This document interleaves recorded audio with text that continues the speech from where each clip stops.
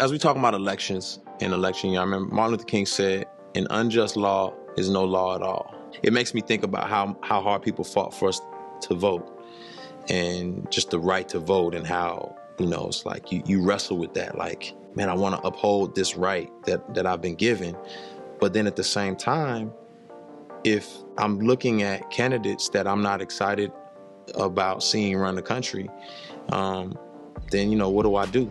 Do I just, you know, follow suit and say, man, people fought for this right for me, or do I make an alternate decision? And the reason why I use that Martin Luther King quote is because he made me wrestle with, man, do I just follow this even though it's not right?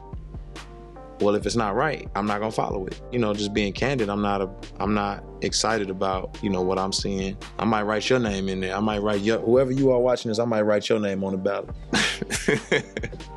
Just being 100.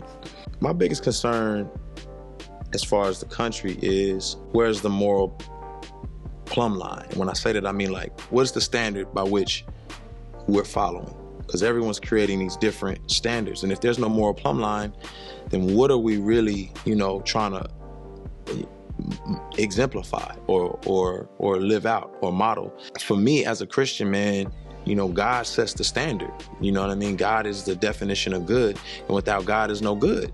So if there's no model, if there's no standard, then we're just out here, it's like we just cosmic accidents doing whatever feels right. And you just asking for anarchy, you asking for chaos.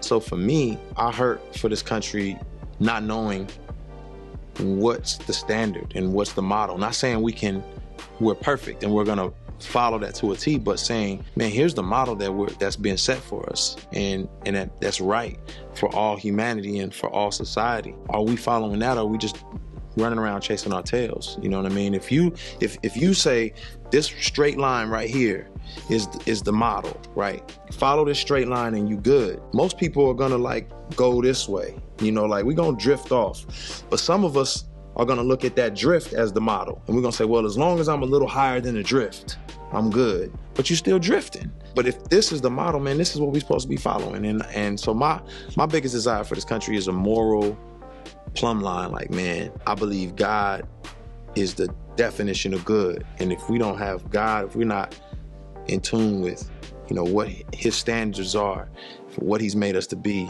then we're everywhere. Where's today's average, you know, 25 to 40-year-old? Where are they in the mix? Are they thinking that they're individualized to the point where they're trying to impress a younger demographic? Or are they trying to actually aspire to being an old head? Don't be a coward and say, no, I'm not. I'm different from everybody else. No, you're a role model. You are.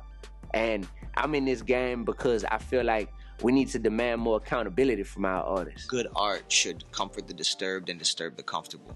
When I thought about like what I want to do in music, is I want to create meaningful conversations, you know, inside of hip hop, because I feel like, again, we live in a very like trivial kind of culture. We're still making the same music, the same movies. At what point do we wake up? And I'm not sitting here being judgmental, because I'm still trying to wake up.